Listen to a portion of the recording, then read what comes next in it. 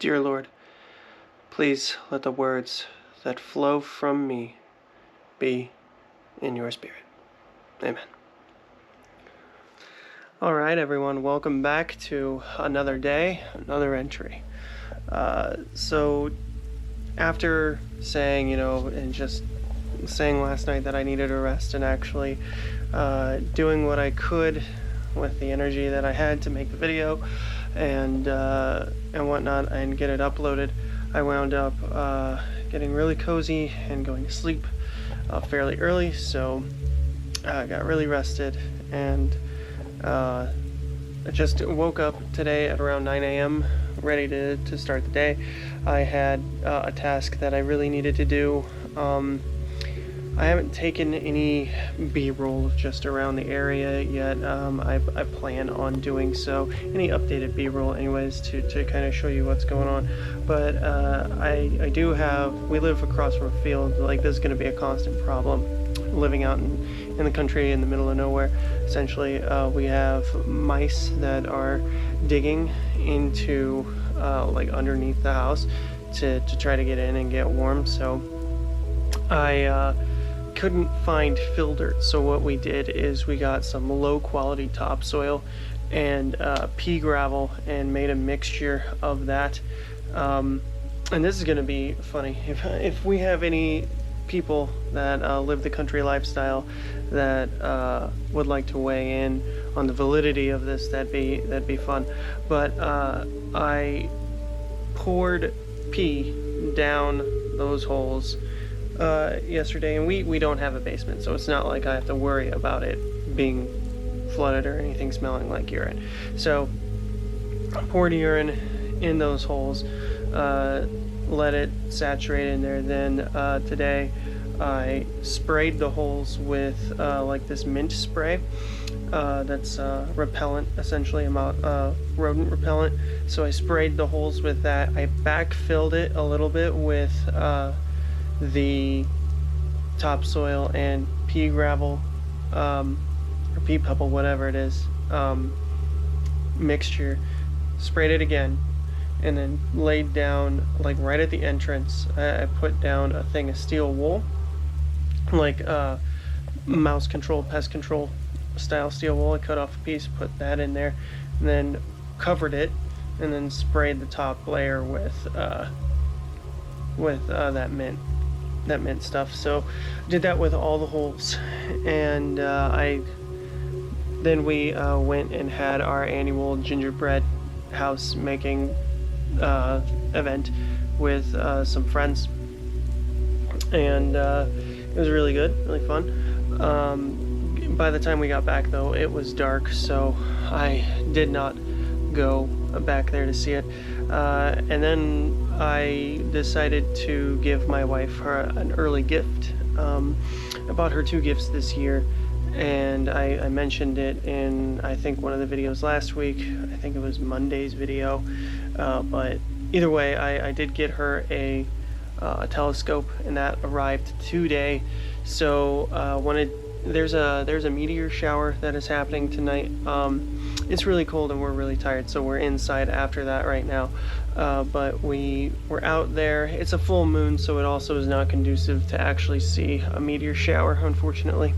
But I did get her the telescope, and I gifted it to her. Figured it'd be a really good night, really good clear night for us to look at some stuff. So we wound up taking it slow, playing around with it, really working with it, and we got some really good images and videos of the moon.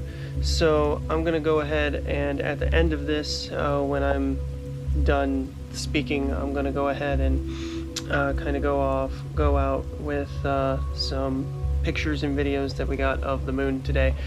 Which, speaking of, the fun fact, the intro, or not intro, the outro that I use, the new outro that I developed this past week, that is the moon that I shot on my fancy camera. I just saw it hanging low over the field. I grabbed the camera, pointed it, shot, and zoomed in, and that was just the moon hanging in the clouds. And I didn't even realize while filming it that I caught that flock of geese flying past. So when I was watching it in on playback, and I saw that. I was just like, whoa, holy crap, what was that? So I decided, no, this is going to be the outro that I use with, it's a Silent Hill style synthwave mix kind of put on top of it.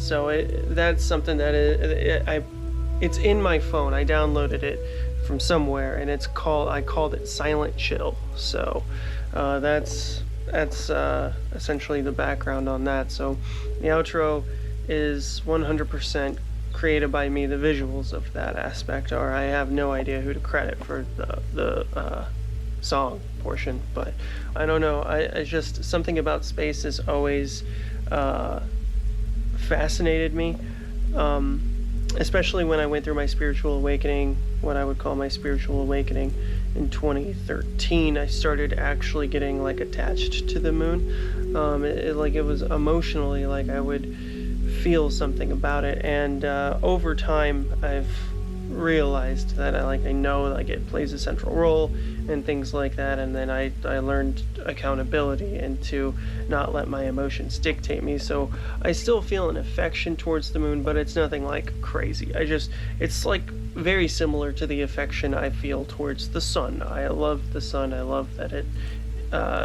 it's a role that it plays in nature. Same thing with the moon and everything else that goes along with that. So yeah, we were outside, we tested out the telescope, it was really cool, got some great moon pictures, and it is cold. I've never in my life experienced a cold of a night as it is. I'm gonna check my phone right now to give you a very, very accurate reading of what it says it is, and currently it says it's 28 right now. It doesn't feel like it's 28, it feels more like it's 15 out there, and we had to come back in multiple times to layer up, just because it just felt so cold, which is strange because, I'm from the Midwest. I'm from Illinois. I'm multiple hours south of Chicago, so a lot of people, when you say you're from Illinois, immediately they think of Chicago. There are lots of cornfields out there, lots of flat land, lots of not a lot going on outside of Chicago.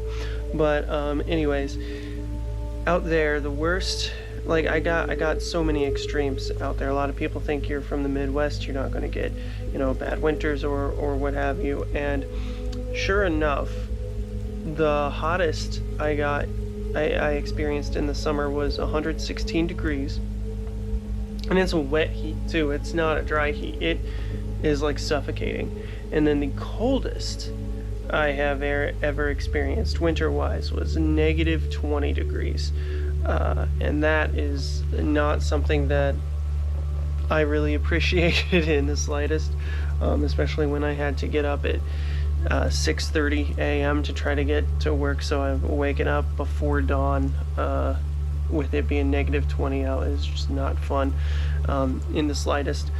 And it was when I moved out to Maryland, it's not something that I've ever missed. 0 degrees. I've experienced exactly 1 0-degree day out here since I've moved, and it's been a while ago, and I can tell you I don't miss it whatsoever at all. But maybe I'm getting too used to it. We adapt to our surroundings, and here I am now. It's like 7 years since I moved, and it's a 28-degree day, and I'm like wearing 3 layers. I don't know. I always wore a base layer.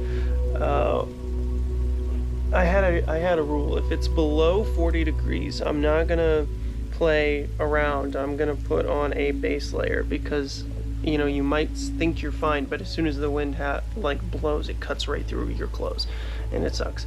So I still maintain that rule. Anything under 40 degrees, I wear a base layer, and then anything above, I don't.